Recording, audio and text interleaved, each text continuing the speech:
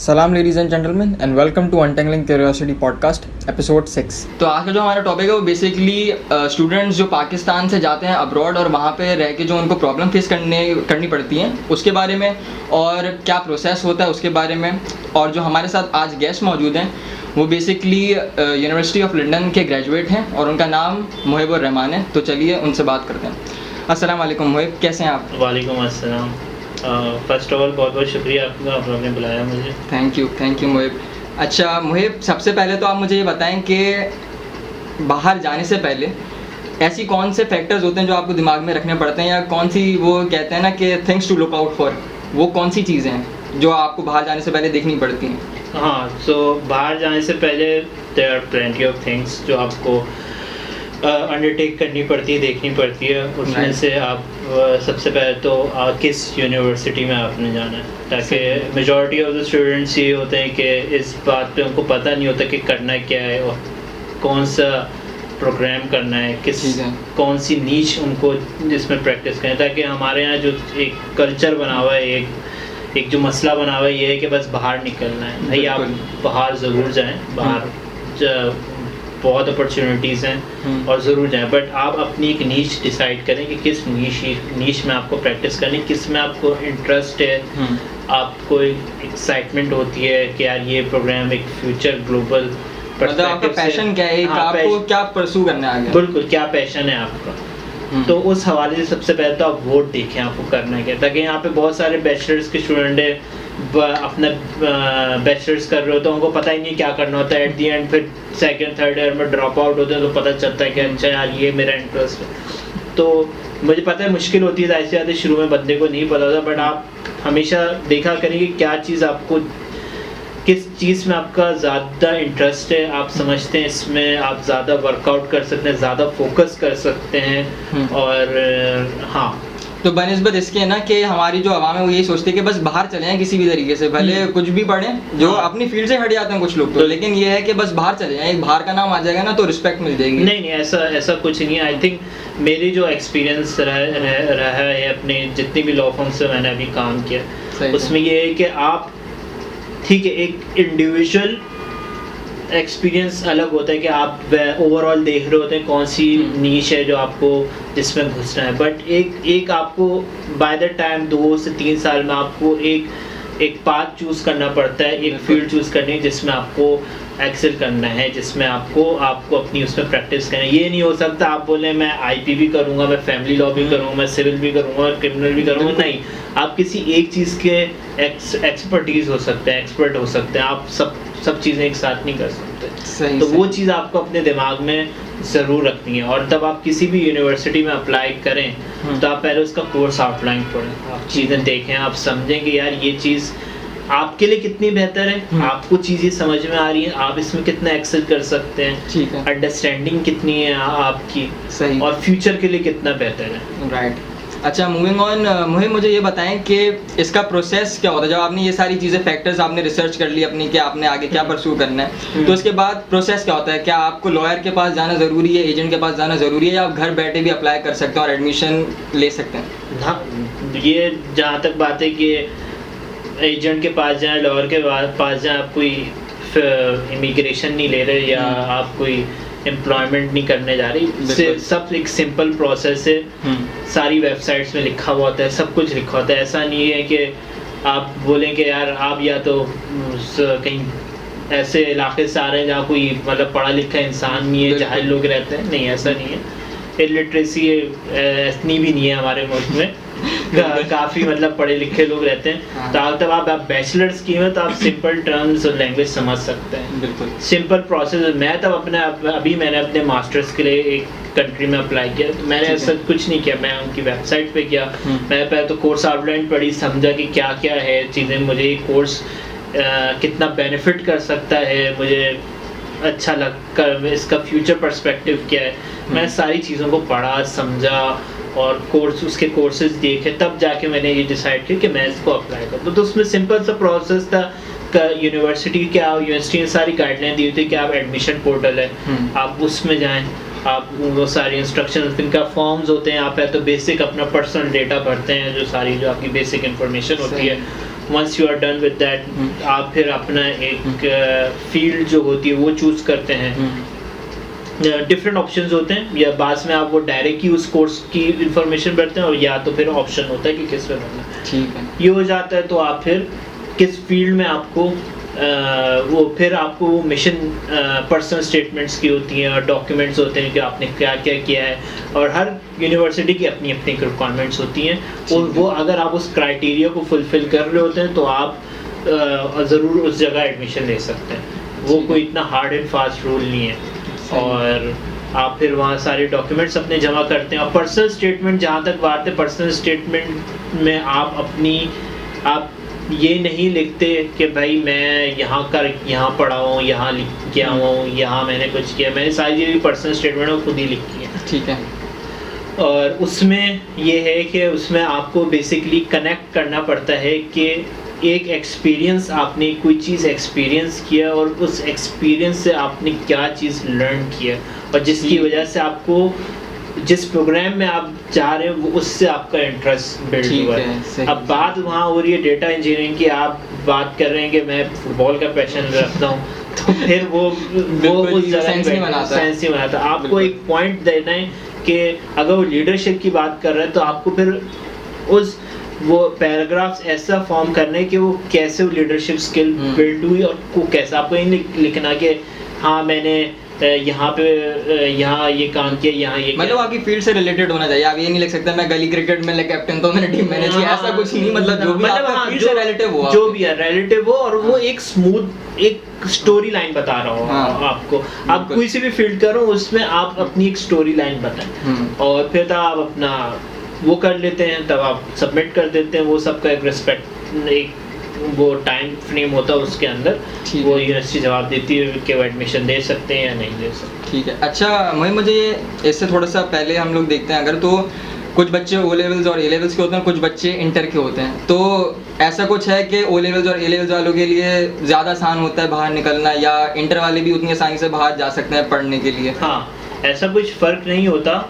O levels और जो matric से आ रहे होते हैं या इंटर करके आ रहे होते हैं और जिन्होंने ए लेवल्स किया हुआ है, फ़र्क थोड़ा सा एग्जाम्शन में होता है कि अगर आपके ग्रेड्स थोड़े से अच्छे हैं और आपका अगर इंग्लिश में एक ए है या बी है तो आपको थोड़ी बहुत एग्जाम्शन मिल जाती है, कंपेयर टू जो इंटर है जो पाकिस्तानी सिस्टम से पढ़ा हुआ है, उसको वो इंग्लिश लैंग्वेज की जो रिक्वायरमेंट्स होती हैं वो फुलफिल करनी होती है। But in terms of the criteria वो दोनों पूरा कर रहे होते हैं, तो इसमें नहीं। हाँ, बस एक चीज़ का थोड़ा ये होता है कि ए लेवल्स और ओ लेवल्स को थोड़ा सा अपर एज होता है, वहाँ तक वो जाते हैं तो उनको वो उस सिस्टम से पढ़े हुए होते हैं, और तब आप ए लेवल्स करते हैं थोड़ी सी एडवांस चीज़ें पहले से पढ़ लेते हैं फर्स्ट ईयर। और इवन एक ये एनवायरनमेंट भी ऐसा बना होता है ना कि हर कोई इंग्लिश में बात कर रहा है, तो जैसे अगर आइएल्ट्स की बात करें तो आप अगर कंपेयर करो इंटर वाले को, वो उसको फिर भी किसी हद पे जाके मसला होगा आइएल्ट्स वगैरह में, अगर हम सेम स्किल लेवल पे अगर हम लोग देखते हैं उसको,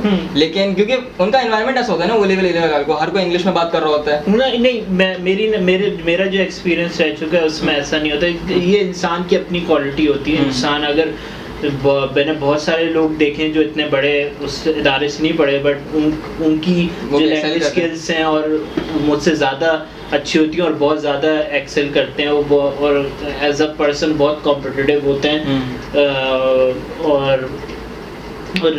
और वो बहुत आगे जाते हैं। ये नहीं है कि बात है आपको अपने आप को ग्रूम करना आना चाहिए, खुद आगे बढ़ना आना चाहिए, कैसे करना है। ये एक्सक्यूज डालेंगे हम यहाँ की नहीं पढ़े, हम वहाँ की नहीं पढ़े, बस मतलब ये एक मिथ बनाया है लोगों ने अपने एक्सक्यूज को जस्टिफाई करने के लिए, एक मिथ बना दी है। बिल्कुल, आप घर पे रहते हुए आप अपने आप को बहुत इम्प्रूव कर सकते हैं, ज़रूरी नहीं है कि आपको एक बड़े इंस्टीट्यूट्स में जाना पड़े। ठीक है, अच्छा मुझे ये बताएं कि जैसे ये प्रोसेस हो रहा होता है तो जाहिर सी बात है बाहर जाने के लिए कुछ टेस्ट भी होते हैं, जैसे आइएल्ट्स भी होता है, तो उस तरह के और कौन से टेस्ट होते हैं जो देने ज़रूरी होते हैं बाहर कंट्रीज़ के लिए? देखिए, हर मुल्क का एक अपना सिस्टम होता है, वो उस हिसाब से बच्चों को असेस करती हैं, बट इट्स नॉट मैंडेटरी कि वो टेस्ट दें और तभी जा सकेंगे।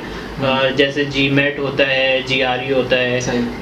GMAT तो ओवरऑल हर जगह मोस्ट कंट्रीज में एक्सेप्ट हो जाता है। ठीक है, बट पर्पस ये होता है कि इसमें अगर आप मास्टर्स के लिए जा रहे हैं पर्टिकुलरली, तो वहाँ आपको असेस किया जाता है आपकी कैपेबिलिटीज़ पे कि आप वो क्लियर करते हैं एप्टीट्यूड टेस्ट, तो आपको स्कॉलरशिप भी दी जाती है। अच्छा, और कुछ यूनिवर्सिटीज़ में मैंडेटरी होता है देना, कुछ में कंट्रीज़ में, कुछ यूनिवर्सिटीज़ में नहीं होता। ठीक है, तो वो डिपेंड करता है यूनिवर्सिटी। मतलब दो ऑप्शन है, या तो कुछ यूनिवर्सिटीज ये बोलेंगी कि आप दो ताकि आपको स्कॉलरशिप मिल जाए, और कुछ यूनिवर्सिटीज बोलती हैं कि आपके लिए आई थिंक जीआरई का है, अगर आप 11,000 नहीं नॉट 11,000, उसमें कोई पर्टिकुलर स्कोर होता है, पॉइंट्स होते हैं, वो लेके आ जाए तो आपको अच्छी खासी स्कॉलरशिप मिलती है। ठीक है।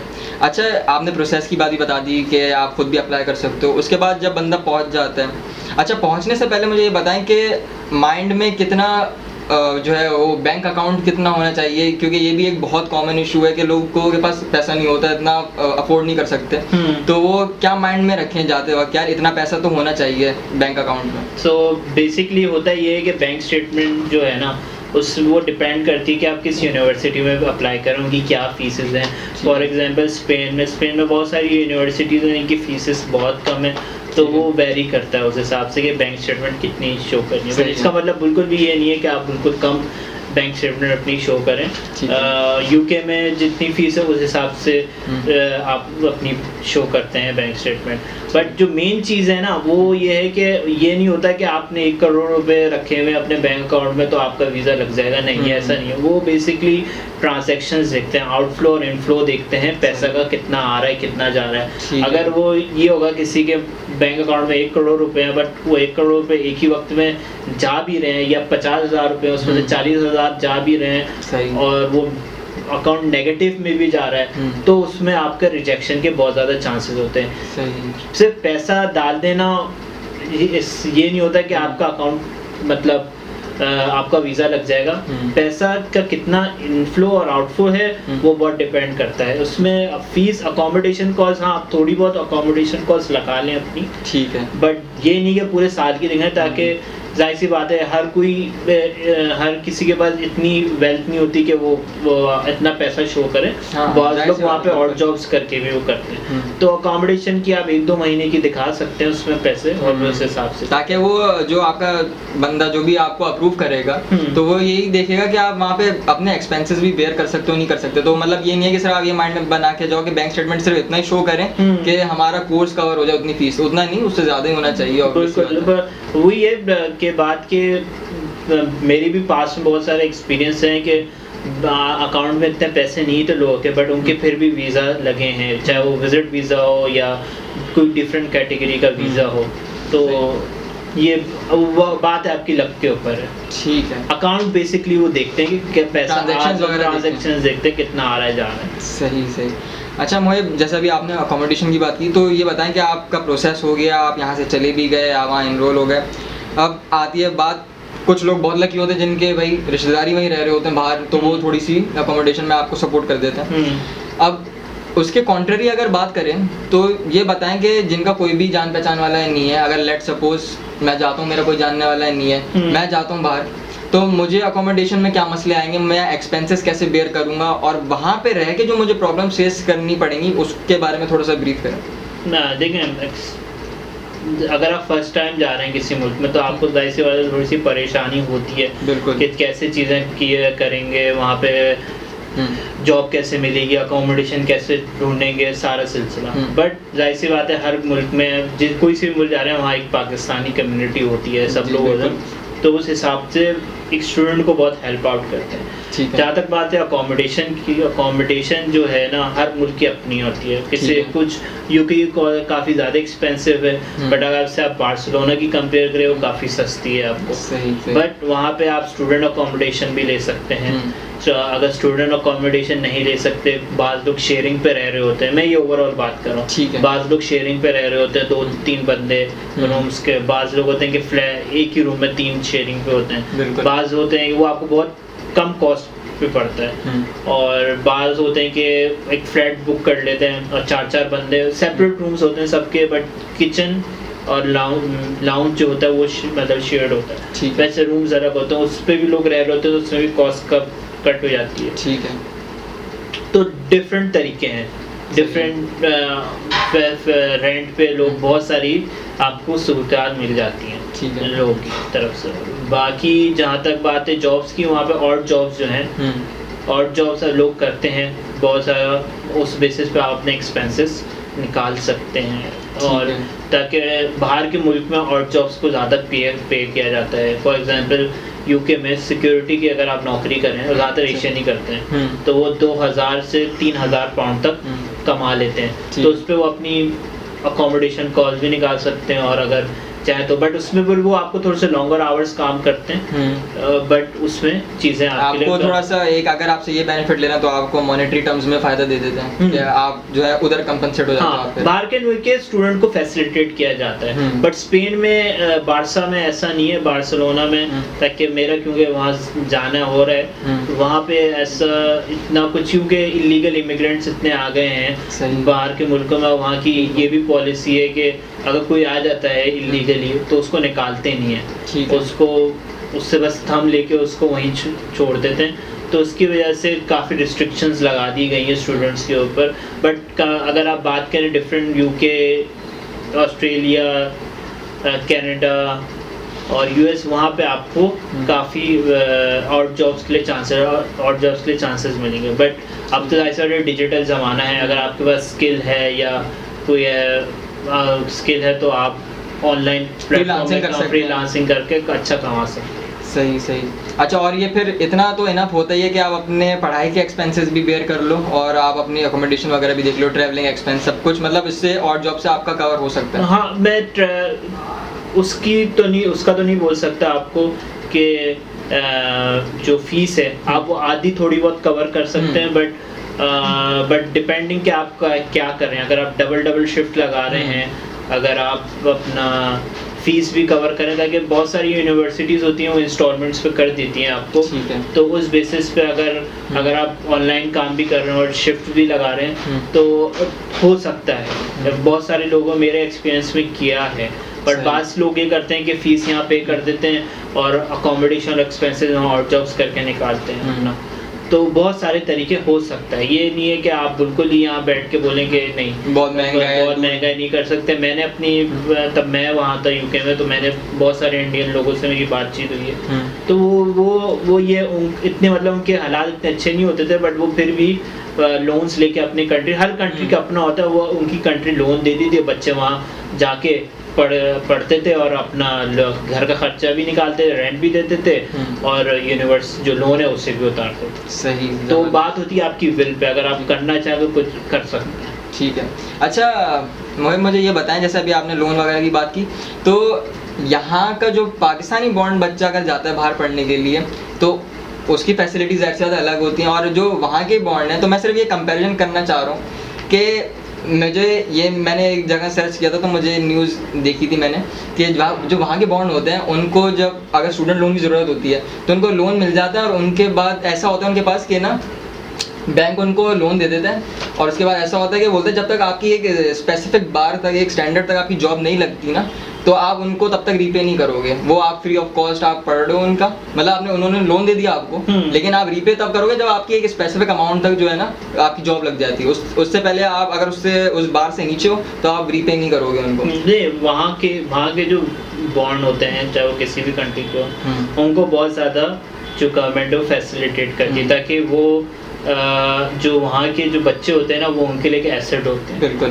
वो फ्यूचर एसेट होते हैं कंपेयर टू पाकिस्तान। यहाँ के बच्चों को एसेट नहीं समझा जाता, यहाँ के बच्चों को क्या समझा जाता है, बट वहाँ पे हुकूमत जो होती है वो काफ़ी मॉनिटर करती है बच्चों को और कोशिश करती है उनको फैसिलिटेट करे, जस्ट लाइक क्योंकि वो समझती है ना कि वो आगे जाके हमें सर्व करेंगे। हमारे वालों का तो होता ही है कि यहाँ पे पढ़ के बाहर निकल जाओ। बिल्कुल, यही यहाँ पे माइंडसेट बना हुआ है। हाँ, तो अब बात ये कि वहाँ जैसे यूएस है, यूएस में आप देखें तो यूएस में स्टूडेंट लोन्स बहुत दिए जाते हैं, बहुत ज़्यादा वो, बट वो वहाँ पे भी जाहिर सी बात है क्योंकि वो मॉर्गेज इंटरेस्ट लगता है वहाँ पे, बहुत ज़्यादा इंटरेस्ट लगने की वजह से वो फिर बच्चे रीपे नहीं कर पाते।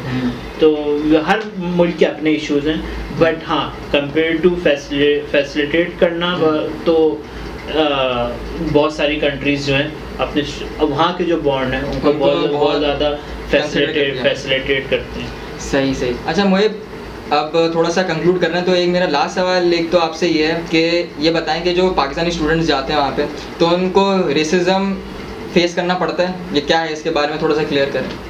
ठीक है, जहाँ तक रेसिज्म की बात है, सिर्फ स्टूडेंट्स को नहीं, एज अ अगर आप फैमिली भी वहाँ पे हैं तो बहुत ज़्यादा नहीं बट थोड़ा बहुत आप फेस करते हैं वहाँ पे, ताकि जो प्योर राइट होता है ना उसको थोड़ी बहुत उसको लगता है एरोगेंस होती है कि हाँ ये क्या कर रहे हैं हमारे मुल्क में, और डिफरेंट उसमें था कि यूके में स्टैबिंग बहुत ज़्यादा आम है।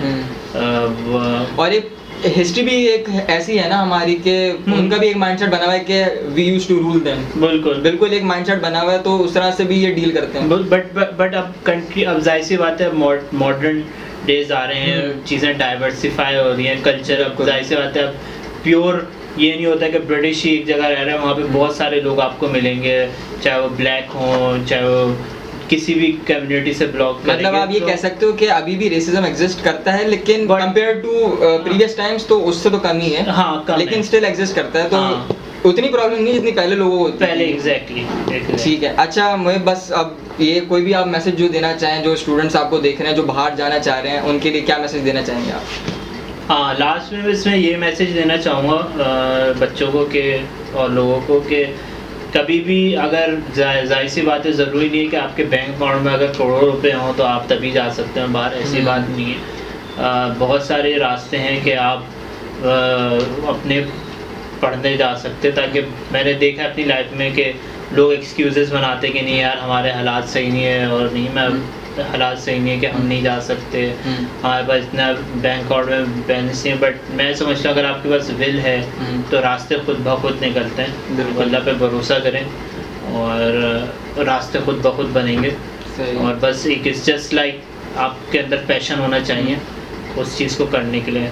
मैंने बहुत सारे लोग देखे हैं जिनके पास कुछ नहीं था बट वो समहाउ कुछ ना कुछ करके निकले यहाँ से, और वो बहुत अच्छा शादी भी करके निकल जाते हैं लोग तो। हाँ, शादी भी हाँ, बहुत सारे किस्से में बोल रहे हैं। बट आपके विल होनी चाहिए आपको कुछ करने की। बिल्कुल ऐसे। अगर आपके पास विल है ना, अपना माइंड भी क्लियर रखें। बस एक तो मेन मेरे ख्याल से यही चीज़ है कि अपना माइंड क्लियर रखें कि आपको जाना किस तरह, कौन सी फील्ड में जाना है, क्या नीश करनी, क्या करना है। ये ना हो बस बाहर निकलना है। हाँ। नहीं, आप बाहर निकलें ज़रूर, बट एक रास्ता, एक एम और एक पर्सपेक्टिव लेके निकलें कि यार हाँ ये करना है, तो आप ज़रूर इंशाल्लाह रास्ते बनेंगे।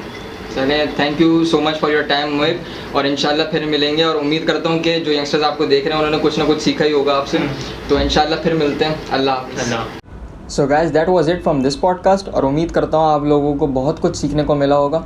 और अगर आपको स्टिल कोई डिटेल क्लियर नहीं है तो आप मुझे इंस्टाग्राम पे DM कर सकते हैं, और इंशाल्लाह मैं उस डिटेल को भी कवर कर लूँगा इंशाल्लाह इन फ्यूचर वीडियोज़। तो बहुत अपना ख्याल रखें, और दैट वाज इट। इंशाल्लाह फिर मुलाकात होगी। अल्लाह हाफ़िज़।